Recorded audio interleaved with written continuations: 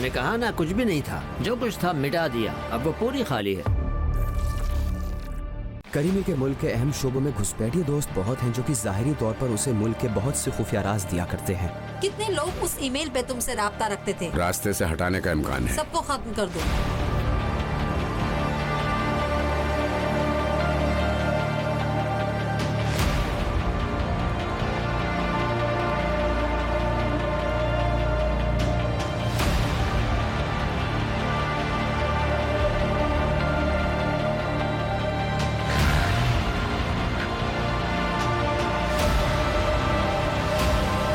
हिलना मत, अपनी जगह से घुटने के बल बैठ जाओ। क्या हुआ दाऊद?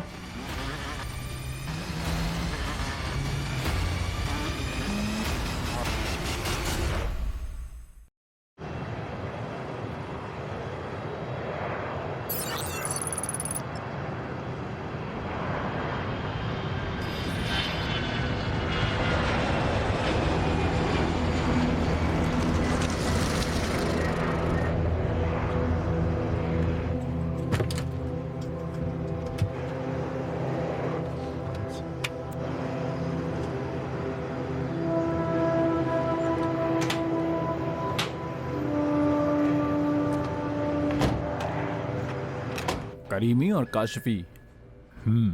अफसोस हुआ, काश इन दोनों में से कोई एक जिंदा होता। साइबर सेल वालों ने करीमी के लैपटॉप का जायजा लिया है और रसूल रिपोर्ट लेने गया है। इन दो लोगों के खत्म होने का मतलब कि इंटेलिजेंस को पता लग चुका था कि हमने जली हुई हार्ड डिस्क से इंफॉर्मेशन निकाल ली है। शरीफ को शक हो गया था कि हम उसका पीछा कर रहे हैं, इसीलिए जल्दबाजी में उसने सब कुछ समेटा और भाग निकला। लेकिन वो अपनी जली हुई हार्ड डिस्क ले जाना भूल गया। इंटेलिजेंस ने भी ज्यादा रिस्क नहीं उठाया क्योंकि उन्हें पता है कि हम हार्ड डिस्क को रिकवर कर सकते हैं। यहाँ दो अहम बातें पाई जाती हैं। पहली बात तो ये कि हम इन दो लोगों के जरिए इब्राहिम शरीफ के बारे में बहुत सारी मालूमात हासिल कर सकते थे, और दूसरी बात ये कि इंटेलिजेंस वाले बहुत होशियार हो चुके हैं। वो नहीं चाहते कि हम उन तक पहुंचे।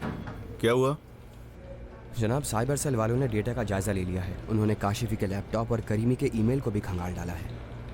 जनाब, जब करीमी के एक ईमेल को डिकोड किया गया तो बहुत ज़्यादा तादाद में एक ऐसे आदमी के ईमेल का पता चला कि जिसके बारे में एहतमाल है कि ये शरीफ ही होगा। अलबत्ता हमने अभी सभी ईमेल्स को डिकोड नहीं किया है, लेकिन ये एहतमाल पाया जाता है कि इब्राहिम शरीफ करीमी का बॉस होगा, क्योंकि हमने जिस मैप का जायजा लिया है उससे पता चलता है कि ये सभी अहकामात खास मौके पर जारी हुए हैं। और वो कौन सा मौका है? ज़्यादातर एटमी डील के मुज़ाकरात के वक्त अंजाम पाए हैं। ज़्यादातर ईमेल में ऑर्डर नहीं किया गया था, बस वही मालूमात और रिपोर्ट्स थी जो इब्राहिम शरीफ के जरिए मिली। और उनका ऑर्डर क्या था? जनाब, इब्राहिम शरीफ मुख्तलिफ मैदानों में काम किया करता था।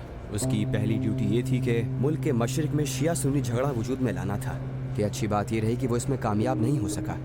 ये सारी बातें फाइल में मौजूद हैं। और उसकी दूसरी ड्यूटी ये थी कि मालूमात को हासिल करना था, जिसकी ड्यूटी काशिफी को दी गई थी और बड़ा हिस्सा करीमी को दिया गया था। दिलचस्प है कि इंग्लैंड की इंटेलिजेंस ने शरीफ को अपना राब्ता क्यों बनाया। उसूली तौर पर इंफॉर्मेशन जितनी घूमकर आएगी, लीक होने का खतरा उतना ही ज्यादा है। इसलिए वो इस तरह के आदमी को अपने काम के लिए क्यों रखना चाहेंगे? एहतमाल है कि शरीफ इलाके में गैंग लीडर की हैसियत से काम कर रहा था। वो मुख्तलिफ जराए से मालूमात इकट्ठी करता था और उनको इकट्ठा करके सीक्रेट एजेंसी को भेज देता था। ये बात के ईरानी मुज़ाकरात की टीम के सीक्रेट इक्तिसादी मौज़ूआत से मगरिब वाले वाकिफ थे, जिससे हमेशा वो एक कदम आगे रहा करते थे। इससे पता चलता है कि इस बीच कोई भेदिया जरूर मौजूद था। बिल्कुल सही बात है। कोई है जो काशिफी और करीमी से बढ़कर कोशिश कर रहा था। नेटवर्क का जाल बिछाना इसे कहते हैं। यानी एजेंसी ने मालूमात के रद्दोबदल का रास्ता तवील कर दिया ताकि हम गुमराह हो सकें। और अफसोस कि उन्होंने इस सिलसिले में सही कदम उठाया। जब हम अब्दुल रसूल अशरफी के केस की जांच कर रहे थे, तब हमें वहाँ शरीफ का कोई सुराग नहीं मिला था। करीमी के ईमेल की लिस्ट है जिसमें ज्यादातर इंटरनेट और एयरलाइन के टिकट की खरीदारी का जिक्र है। अच्छा देखो दोस्तों, इन सारी फ्लाइट्स को चेक करो और देखो कोई मुश्तरका नाम मिलता है या नहीं। बहुत शुक्रिया।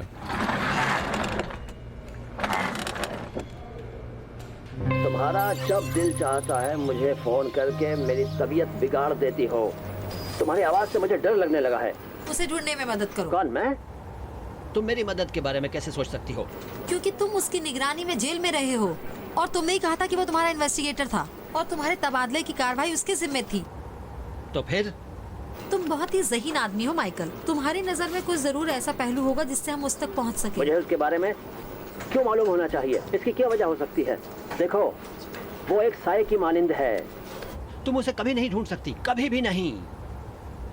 ठीक है, कभी भी नहीं। अगर रोशनी को सही जगह डालोगे तो साई को भी काबू में किया जा सकता है। पागल हुई हो? उसको ढूंढकर क्या करना चाहती हो? क्यों पूछ रहे हो? क्योंकि मेरे लिए ये जानना दिलचस्प है, क्यों तुम ऐसा रिस्क उठा रही हो। तुम जरा सोचो, अगर पासा पलट गया तो क्या होगा? तुम जो मोहम्मद को ढूंढ रही हो, अगर उसने तुम्हें ढूंढ लिया तो क्या होगा? किसी इंटेलिजेंस एजेंट को ढूंढने और उस पर दस्तरसी का मतलब है उस मुल्क के इंफॉर्मेशन के ढांचे की दीवार में खिड़की खोलना। इस मौके से मैं फायदा क्यों ना उठाऊं? बहुत खूब। तो फिर तुम मोहम्मद को डबल क्रॉस करना चाहती हो, है ना? तुम तो बहुत चालाक लड़की हो। सुनो, तुम्हें ईरानी इंटेलिजेंस के बारे में कुछ भी पता नहीं है, कुछ भी नहीं है। सोचो माइकल, सोचो। उसके बारे में जो कुछ भी याद आए सोचो। सोचो माइकल, सोचो। कोई भी ऐसा रास्ता निकले जो हमें मोहम्मद तक पहुंचा सके। सोचो।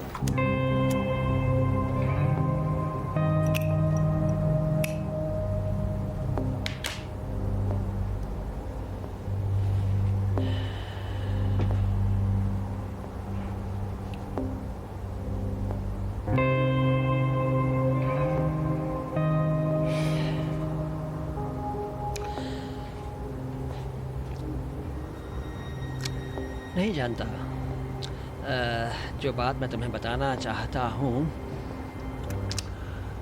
कितना तुम्हारे काम आ सकती है, लेकिन मेरे ख्याल में अहम है। मुझे जो कुछ भी उस तबादले के प्रोग्राम में मौजूद लोगों के बारे में याद है, मैं तुम्हें बताता हूँ। शायद वो तुम्हारे काम आए और तुम मोहम्मद के बारे में कुछ पता कर सको और कामयाब हो सको। ठीक है? हाँ बताओ, मैं सुन रही हूँ। अकाउंट डिपार्टमेंट में कस्टमर की पूरी मालूमात होनी चाहिए, वरना आप उस कस्टमर को सर्विस नहीं दे सकते हैं। इस लिहाज से PwC कंपनी जिसके लिए मैं काम करता हूँ, जो कि कस्टमर को माली सहूलियात देने वाली दुनिया की सबसे बड़ी कंपनी शुमार होती है और उसकी 157 मुल्कों में ब्रांचेस हैं, जिनमें 1,84,000 लोग काम करते हैं। कस्टमर को सहूलियात फराहम करने के लिहाज से ये कंपनी नुमायां मकाम रखती है और मुझे फ़ख्र है कि मैं इस कंपनी से जुड़ा हुआ हूँ। आ जाओ मोहम्मद। जनाब जहमत तो नहीं दी? नहीं, अंदर आ जाओ। मैं अब्दुल रसूल अशरफी के एतराफ़ात देख रहा हूँ। बैठो। मैं ठीक हूँ जनाब। जानते हो मोहम्मद, मुझे ऐसा महसूस हो रहा है कि अशरफी ही वो आदमी है जो हमारे केस में बहुत सी गुत्थियों को सुलझा सकता है। जनाब, किस बुनियाद पर आप इस नतीजे पर पहुंचे? मौजूदा सबूत से पता चलता है कि इब्राहिम शरीफ के एजेंटों के जरिए एटमी डील के दौरान मालूमात को ट्रांसफर किया गया है और जबकि खुद अशरफी जासूसी के इल्जाम में गिरफ्तार किया जा चुका है, शरीफ के साथ उसके ताल्लुकात का सबूत नहीं मिलता। लेकिन फिर भी ये बात तय है कि अशरफी ऐसा जासूस है कि जिसने इस डील में अपना रोल अदा किया है, लेकिन फिर भी कोई सबूत नहीं। अगर तुम्हें याद होगा तो अशरफी से एक ईमेल मिला था जिसको लेने वाले की पहचान नहीं हो सकी थी। जी हाँ, याद है मुझे। अब जबकि शरीफ के सभी ईमेल की पहचान हो गई है, वही ईमेल यहाँ मिल गया जिसे हम ढूंढ रहे थे। यानी शरीफ और अशरफी दोनों ही एक ही मेल पर मालूमात भेजते थे। सही कह रहा हूँ ना मैं? कम से कम एक मर्तबा तो ऐसा हुआ है। और यही एक बार काफी है, क्यों? बिल्कुल सही कह रहे हो। इस बात को देखते हुए कि अशरफी के WC के जरिए इंग्लैंड के लिए काम करता था, ये नतीजा निकाला जा सकता है कि अमली तौर से दोनों ही इंग्लैंड की सीक्रेट सर्विस के लिए काम करते हैं। इसलिए हमें उस मीटिंग में मौजूद एक और जासूस को ढूंढना होगा, और अगर हम अशरफी के केस को इस लिहाज से परखने की कोशिश करें तो अच्छा होगा। जनाब, अशरफी का ऑर्डर आ गया है? नहीं, अभी तक नहीं आया। बैठो।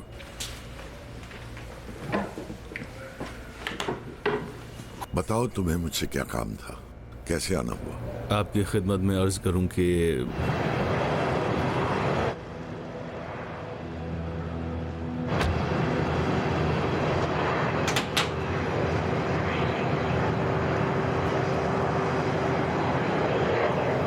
सलाम सलाम।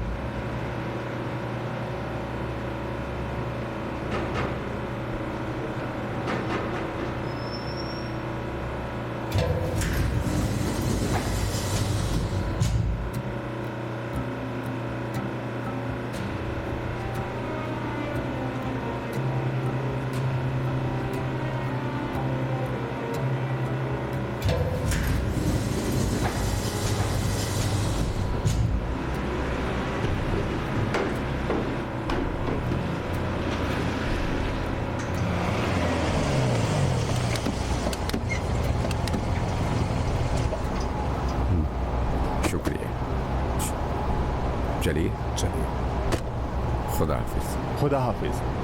चलिए आइए।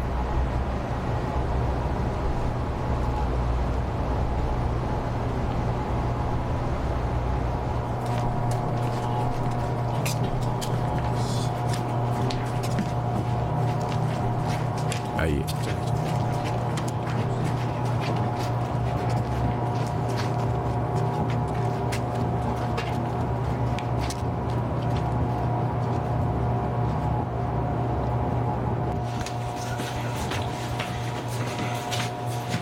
आइए आइए। चलिए चलिए।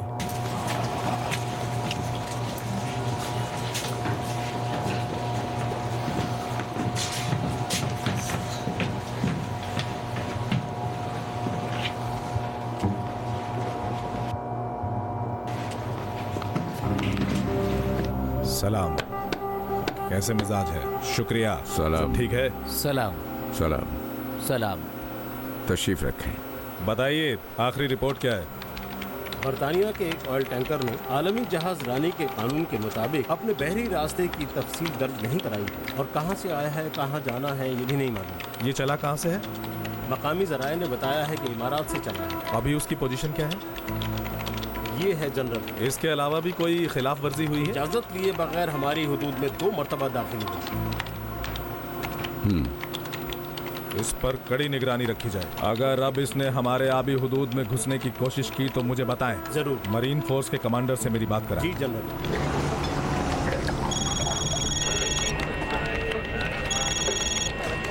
इनकलाबी गार्ड के कमांडर का आपके लिए फोन है।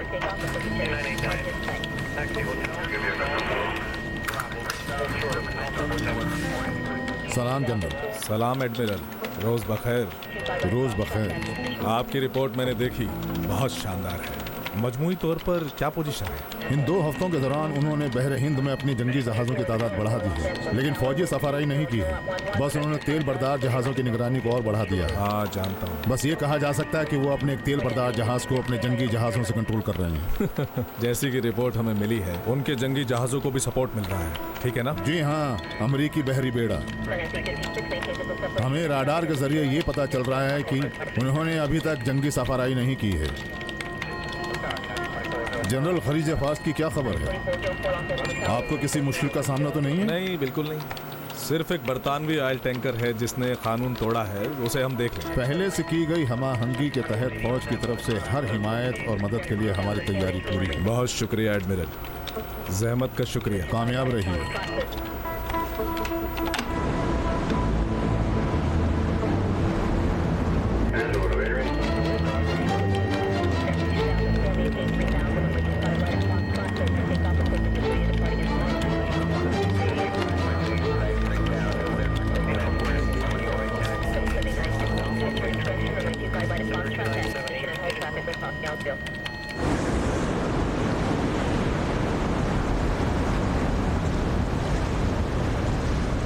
और देख रहे हैं इस नक्शे पर हमें उसकी हरकत मालूम हो रही है, क्या कर रहा है, कहाँ कर रहा है, सब कुछ अभी यहाँ पर है।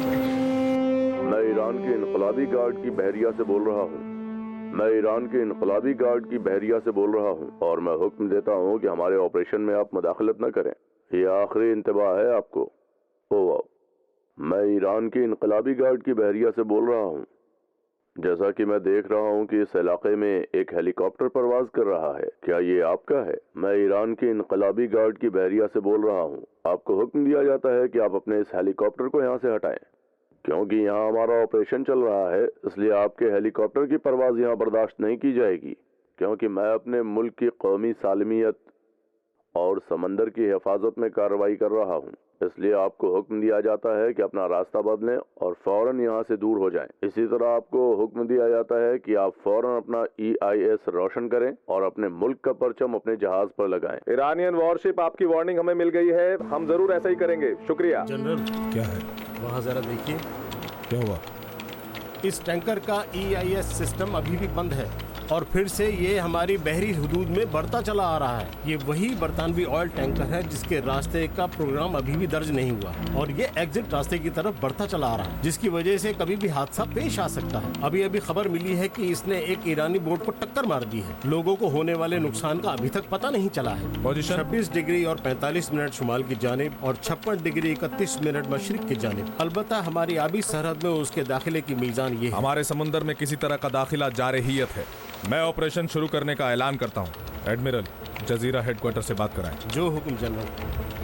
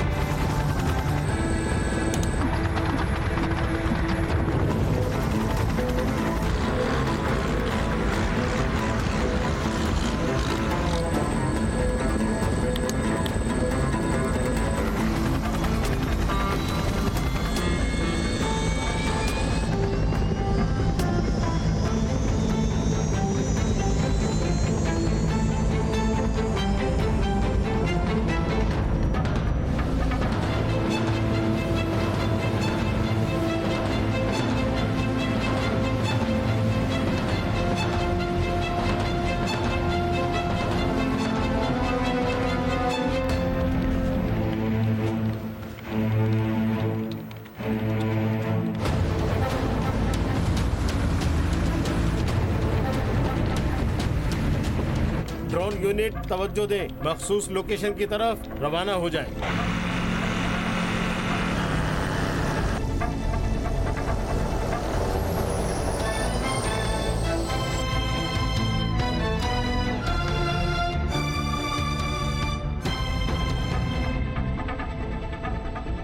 हमें पहले से मुअय्यन ठिकाने पर कार्रवाई का हुक्म मिला है।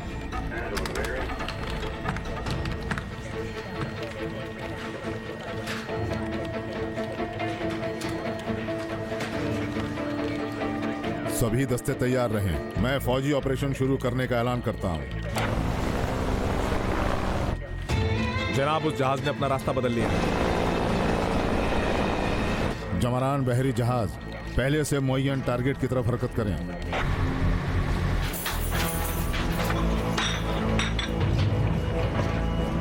मैं ईरानियन वॉरशिप से बोल रहा हूँ। ईरानियन वॉरशिप यहाँ है, आप फौरन हमारे रास्ते से हट जाएं।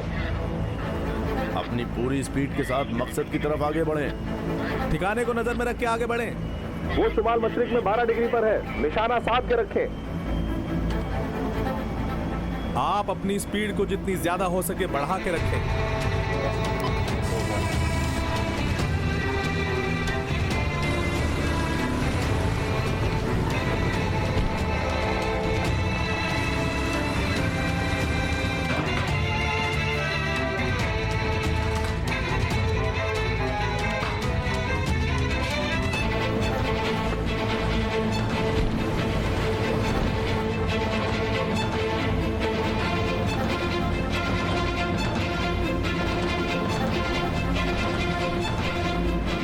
ईरानियन वॉरशिप की वार्निंग है, इसलिए हम अपना रास्ता बदल रहे हैं। जितनी जल्दी हो सके हमें अपना रास्ता बदलना होगा।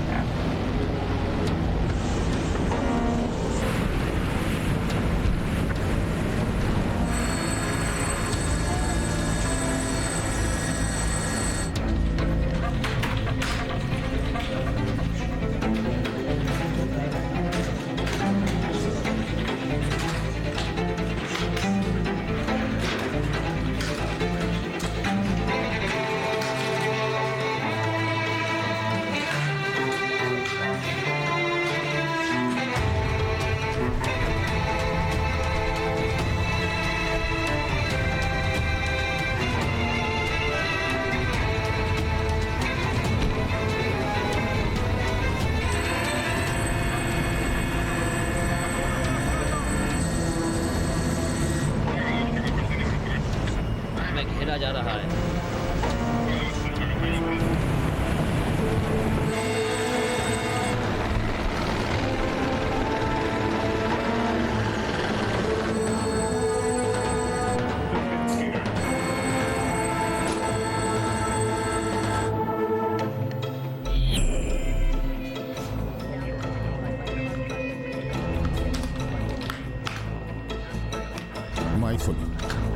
मिसाइल दस्ता फायर के लिए तैयार।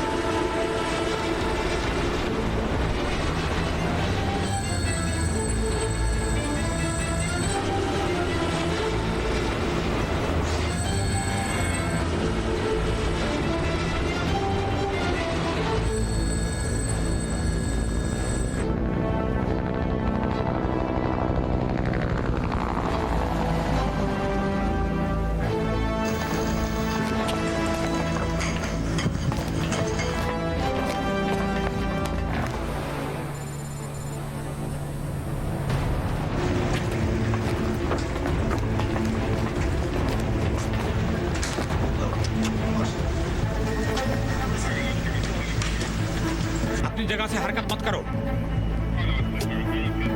ये जहाज हमारे कब्जे में है। सबको बोल दो सरेंडर करते हैं।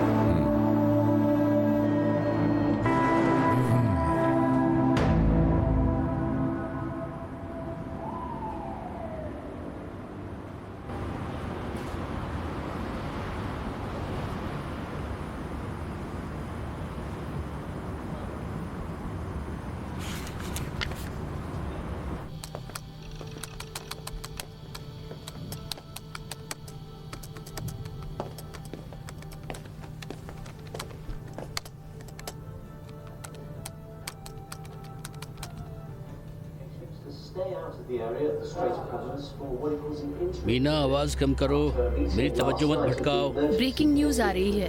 ईरानियों ने इंग्लैंड के ऑयल टैंकर को खलीजी फार्स में जब्त कर लिया है। and violated international maritime rules with the ship's owner, Swedish company Stena Bulk. ये सब क्या हो रहा है? क्या जंग शुरू हो रही है? बेकार में पकड़ लिया है। एक मिनट चुप रहो। ये ईरानी ऑयल टैंकर का बदला लेना चाहते हैं। ये तो जबरदस्ती कर रहे हैं।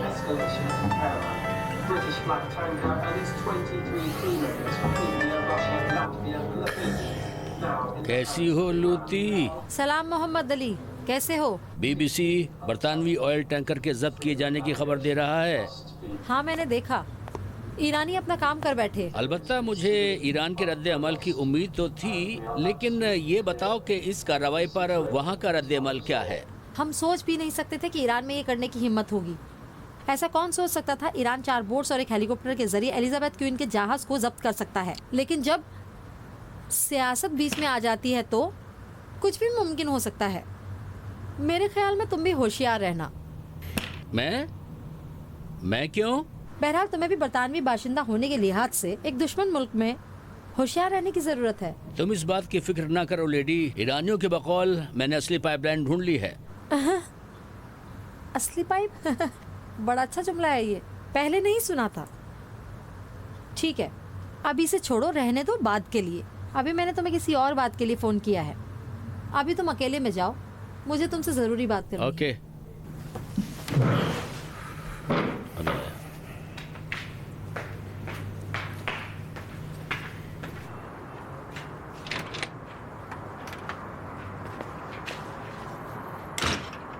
ठीक है, बताओ, अकेले में हूँ। तुम वहाँ की फॉरेन मिनिस्ट्री में बहुत से लोगों को जानते होगे, तो इस आदमी को पहचानते हो? ठीक से पकड़ो, अपना हाथ मत हिलाओ, मुझे क्लियर देखने दो। रुक जाओ। इसकी शक्ल तो बहुत आशना लगती है। रुको। हाँ, मुझे लगता है मैं पहचानता हूँ इसको। मेरे ख्याल से ये फॉरेन मिनिस्ट्री में काम करता है। इसका नाम हादी या हादी साबुनी या फिर हादी साबुनची होना चाहिए। उसके करीब जाओ और मालूमात हासिल करो। जिस रात माइकल हाशमियान का तबादला हुआ, उसी रात एटमी डील पर दस्तखत हुए थे। ये आदमी फॉरेन मिनिस्ट्री की तरफ से उस रात एयरपोर्ट पर मौजूद था। उस रात इसने इंटेलिजेंस एजेंट के साथ, जो कि माइकल के तबादले का जिम्मेदार था, इस तरह से बात की जैसे कि ये जानता हो उसको। उस एजेंट का नाम क्या है? उसको मोहम्मद पुकारते हैं, बस इतना ही जानती हूँ। अच्छा, तो उसके बारे में और भी कुछ जानती हो? मेरे पास एक फोटो है जो मैंने तुम्हें सेंड कर दी है। मैं चाहती हूँ इसी आदमी के जरिए तुम उस तक पहुँचो।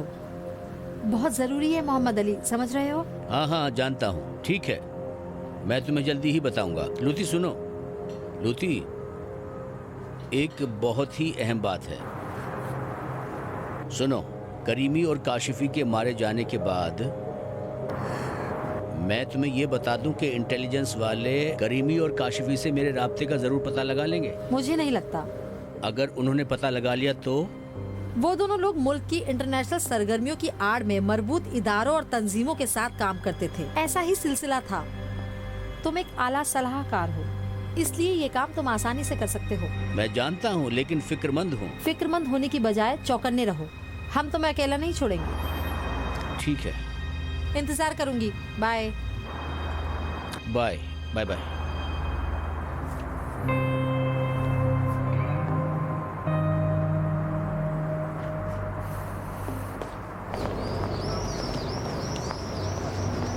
डॉक्टर साहब, ये प्रोजेक्ट तैयार है, इस पे आपके दस्तखत चाहिए। अच्छा, ठीक है। इसको कल ही चले जाना चाहिए था, लेकिन ठीक है, मैं कर देता हूँ। लेकिन ये है क्या? ठीक है, देखता हूँ क्या किया जा सकता है। तुम बेफिक्र रहो इस बारे में। सलाम। डॉक्टर साहब, माफ कीजिएगा, अभी इस पे आपको दस्तखत करना। ये है क्या? वही जो मैंने पहले आपको बताया था। ठीक है। फोन पर कोई बात करना चाहता है आपसे। ठीक है, अभी आता हूँ। ये लीजिए। शुक्रिया डॉक्टर साहब। कोई बात नहीं।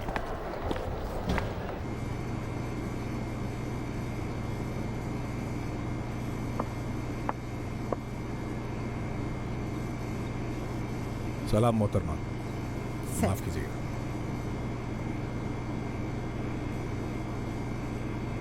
कोई बात नहीं, आप रख लीजिए। शुक्रिया आपका। देखिए मैं क्या कह रहा हूँ आप समझ नहीं पाए। मैं ये कह रहा था डॉक्टर कि साहब 1 मिनट जरा होल्ड कीजिएगा। कोई मिलने आया ठीक है है भेज आपसे। दो। आ जाइए। बहुत शुक्रिया। आइए। सलाम जनाब। सलाम, कैसे मिजाज मैं हैं, क्या हाल साबुंची हूँ। है? आपको मुझसे कोई काम था? आप तशरीफ रखिए। बहुत शुक्रिया। मैं आपकी खिदमत में अर्ज कर रहा था जनाब कि सलाहकार के लिए सबसे ज़रूरी बात यह है कि पहले मुझे पता होना चाहिए कि करना क्या है, उसके बाद मैं बड़े ऑफिसर्स तक आपकी बात पहुंचा सकता हूं। आपके पास जो भी कागज और सबूत हैं वो मुझे भेज दीजिए, मैं उनको पढ़ लूंगा और उसके बाद आगे की कार्रवाई करते हैं। जी शुक्रिया, मैं इंतज़ार करूंगा। मेहरबानी आपकी। खुदा हाफिज। खुदा हाफिज। साबुंची साहब आपका बहुत खैर मकदम है। शुक्रिया, सलामत रहें। मैं आपका मुखलिस हूँ, अभी आता हूँ। अच्छा आप तशरीफ रखिए, तशरीफ रखिए। क्योंकि अभी बहुत मसरूफियत है इसलिए असल बात पर आता हूँ। जी आप जैसा कि जानते हैं कि मैं एक सलाहकार की हैसियत से ज़रा इब्लाग के सिलसिले में फॉरेन मिनिस्ट्री के साथ काम करता हूँ। जी मैं इस बात को जानता हूँ। आपके बहुत से आर्टिकल जो आपने एटमी मुज़ाकरात के दौरान लिखे थे उन्हें मैं बहुत गौर से पढ़ा करता था। वाह वाह, बहुत अच्छा है। इस तरह आसानी से हम आपस में बात कर सकते हैं। आपकी खिदमत में हूँ मैं आपकी खिदमत में हूँ। मुझे इन्फॉर्मेशन के मुतालिक एक वेबसाइट शुरू करने की इजाज़त दी गई है कि जिसमें मुआफ़क़त पर मबनी ख़बरों को पेश कर सकूँ। इस काम के लिए मुझे भरोसेमंद और तजुर्बेकार आदमियों की ज़रूरत है। आपको जहमत देने का मेरा मकसद बस इतना सा ही है। अगर मुझसे कोई मदद बन पड़ी तो ज़रूर। हाँ बेशक, आप मेरी मदद कर सकते हैं। देखिए साबुंची साहब, मैं इस सिलसिले में बहुत ज़रूरी बात करना चाहता हूँ। देखिए इस वेबसाइट में आपकी खदमात और दूसरे कामों से बिल्कुल अलग होंगी और हर लिहाज से बिल्कुल अलग समझा जाएगा और इस बाबत आपको पैसे भी अलग से मिलेंगे। इसलिए आपसे दरख्वास्त है कि आप इसे बिल्कुल भी तफरीही काम न समझें। जी शुक्रिया। कोई बात नहीं। अर्ज़ करूं कि जो भी वेबसाइट हम शुरू करना चाहते हैं उसकी ये लिस्ट है। ये मैं आपको दे रहा हूं, आप इसे अच्छे से पढ़ लीजिएगा ताकि बाद में हम आराम से इस बारे में बात कर सकें। माफ़ कीजिएगा, मैं पूछना चाहता हूँ क्या मिनिस्ट्री में आपका कोई ऑफिस है? ऑफिस तो नहीं है, लेकिन हाँ कभी कभार मैं आना जाना कर लेता हूँ, लेकिन ज़्यादातर यहीं रहता हूँ। अगर यहाँ ढूंढना चाहेंगे तो यहाँ मिल जाऊँगा। ठीक है, अगर आपकी इजाज़त हो तो ये मेरे पास रहेगा। हाँ बिल्कुल, ये आपके लिए। मैं इसका जायज़ा लूँगा। हाँ फिर क्या नतीजा निकलता है ये आपको बताऊँगा। बहुत शुक्रिया कोई आपका। बात नहीं, खुदा आने की मेहरबानी। साबुंची साहब, अभी एक बात मेरे जहन में आई है। जैसा कि आप जानते हैं कि एटमी डील के सिलसिले में हसासियत बहुत ज़्यादा है और दूसरी तरफ जो मुखालिफ गिरोह है और वो जाहिल भी है, वो बेकार बैठने वाला नहीं है। इसलिए मुझे पता है कि बाद में सोशल मीडिया में हमें बहुत मुश्किलें पैदा हो सकती हैं। इसीलिए मैं ये समझता हूँ कि अभी से ही अगर हमारे पास कोई तजुर्बेकार आदमी हो तो इस सिलसिले में हमें उससे बहुत मदद हासिल हो सकती है। आप ऐसा किसी को जानते हैं? ठीक से बताएं उसे क्या करना होगा। देखिए बस वो इस बात का ख्याल रखे कि वेबसाइट की इंफॉर्मेशंस जो हैं वो उनका इस्तेमाल मुखालिफ गिरोह अपने मफाद के लिए ना करने लगे और हमारे खिलाफ ही उसका इस्तेमाल ना होने लगे। अगर इस बारे में कोई इंटेलिजेंस वाला मिल जाए तो हमारा काम। इसमें परेशानी क्या है? आप इंटेलिजेंस इदारे को दरख्वास्त भेज दें, वो अपना एक आदमी दे देंगे। नहीं, मैं इतने बड़े पैमाने पर इस मसले को नहीं ले जाना चाहता। इसकी ज़रूरत नहीं है क्योंकि लोग कहने लगेंगे कि मामूली बात के लिए मैं इंटेलिजेंस इदारे का इस्तेमाल कर रहा हूँ। एक बात और मेरे जहन में अचानक आ गई, वो ये कि मैंने रिपोर्ट में पढ़ा था कि आप माइकल हाशमियान के तबादले के दौरान वहाँ एयरपोर्ट पर मौजूद थे। क्या ये सही है? ऐसा मैंने पढ़ा उस था। रात मैं फॉरेन मिनिस्ट्री की तरफ से नुमाइंदा था। बहुत उम्दा। तो फिर आप बहुत सारे इंटेलिजेंस वालों को पहचानते भी होंगे? सबको तो नहीं, सिर्फ एक को मैं पहचानता था। इसके अलावा आप हमारी मिनिस्ट्री की सिक्योरिटी वालों को बोल दें कि एक आदमी आपकी मदद के लिए भेज दें। नहीं, मैं ये सरकारी तौर पर काम नहीं करना चाहता, मैं अलग से काम करना चाहता हूँ। वही जिस इंटेलिजेंस वाले की आप बात कर रहे हैं जो तबादले के दौरान था, वो ये काम कर पाएगा? मैं नहीं बता पाऊंगा ये हो पाएगा या नहीं। उसका स्पेशलाइजेशन क्या था, इंटरनल या एक्सटर्नल? मेरे ख्याल से इंटेलिजेंस से था। उस रात तबादला टीम का इंचार्ज था। ये तो बैरूनी मामला होगा ना? मेरे ख्याल में ये इंतखाब अच्छा रहेगा। जिस किसी को भी इस तरह की जिम्मेदारी दी गई थी, मेरे ख्याल से वो बहुत ही भरोसेमंद रहा होगा। तो साबुंची साहब, एक मेहरबानी कीजिए, आप इस आदमी का टेलीफोन नंबर पूरी तफसील के साथ मुझे दे दीजिए। मैं इसे दावत देने की कोशिश करता हूँ। अफसोस है, ना उसका नाम जानता हूँ और ना ही उसका कोई नंबर है। तो फिर उसे कैसे ढूंढेंगे हम? उसकी बीवी यहीं काम करती है। अच्छा? उसकी बीवी मेरी बीवी के साथ काम करती है। एक मर्तबा गैर मुल्की दौरे के मौके पर किसी ने मेरी बीवी के लैपटॉप के साथ छेड़छाड़ करने की कोशिश की थी। मेरी बीवी ने इस आदमी की बीवी को बताया। उसने भी अपने शौहर को मिनिस्ट्री में बुलाया और इस बारे में उससे मशवरा तलब किया। ये तो बड़ी अच्छी बात है। उसकी बीवी भी यहाँ काम करती है, फिर तो और भी ज्यादा भरोसे का आदमी होगा। कभी कभार देखता हूँ अपनी बीवी से मिलने यहाँ आता है। जब कभी मिला तो उससे ये बात मैं कर सकता हूँ। हो सकता है वो आपको इतनी जल्दी ना मिल सके। आप मेहरबानी करके अपनी मिसेस के जरिए पता लगाएं। उनकी बीवी का नाम बता दें आप, मैं नोट कर लेता हूँ। उनका नाम मोहतरमा। इनकलाबी गार्ड के रवाबित आम्मा ने ऐलान किया है कि ईरान के इनकलाबी गार्ड ने अपनी बहरी हुदूद में कानून की खिलाफ वर्जी करने वाले एक बरतानवी बहरी जहाज जंग को शुरू ना हो कब्जे जाए। में ले लिया डरो है। नहीं, इंग्लैंड वाले इससे ज्यादा कहीं डरपोक हैं कि वो जंग की हिम्मत करे। मैं जाके दस्तखत ले लेती हूँ, आज इसे खत्म करना है। पूरी दुनिया में खलबली मच गई। अतिया जान, ये भी ले जाइए, डॉक्टर साहब से दस्तखत करा लीजिएगा। ये लीजिए। ठीक है। इस कार्रवाई के दौरान अमले के तमाम अफराद को हिरासत में ले लिया गया। सलाम। सलाम, क्या हाल है?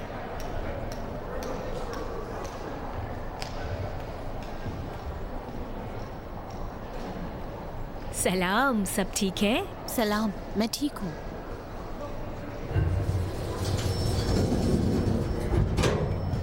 आइए।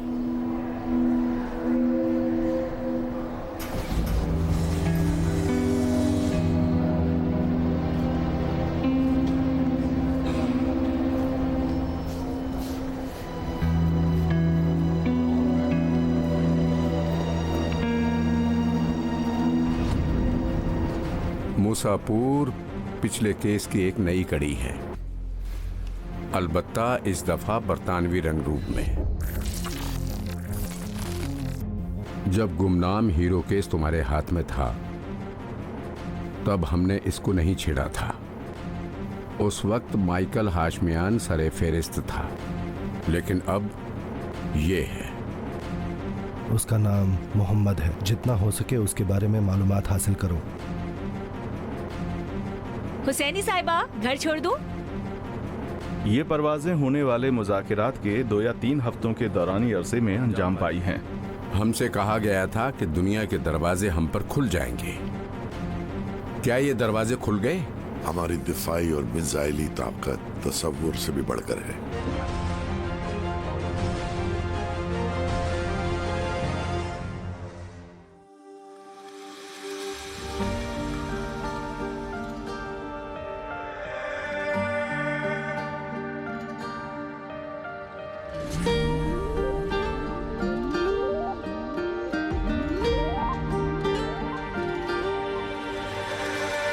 منو بغل کن عشق من که خاک مادری تویی. کجا برم بدون تو که عشق آخری تویی. تو سرپناه خستگی من باش، من دلم پره. یه وقت آدم از دوست و دشمن زخم میخوره. عشق به خاکت فرقی با مادر نداره.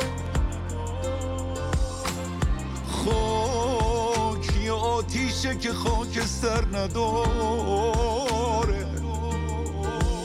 شکوهایی نذاشتن رو سر این خونه خاکستر بباره.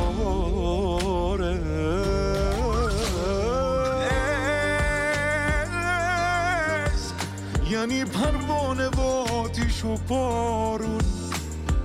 عشق یعنی قواسی تو خاک بیابون. مثل دلگرمی دادن به رفیق توی سرمایه زمستون.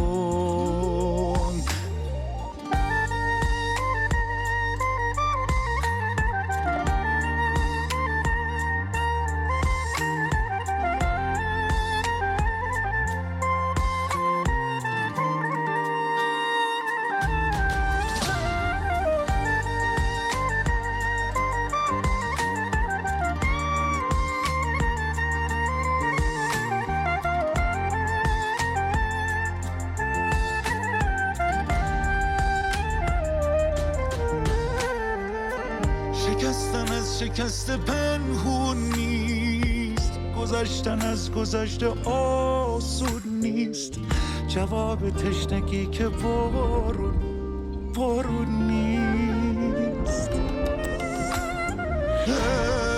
عشق به خاکت فرقی با مادر نداره، خاک یه آتیشه که خاکستر نداره، شکوهایی نذاشتن رو سر این خونه خاکستر بباره.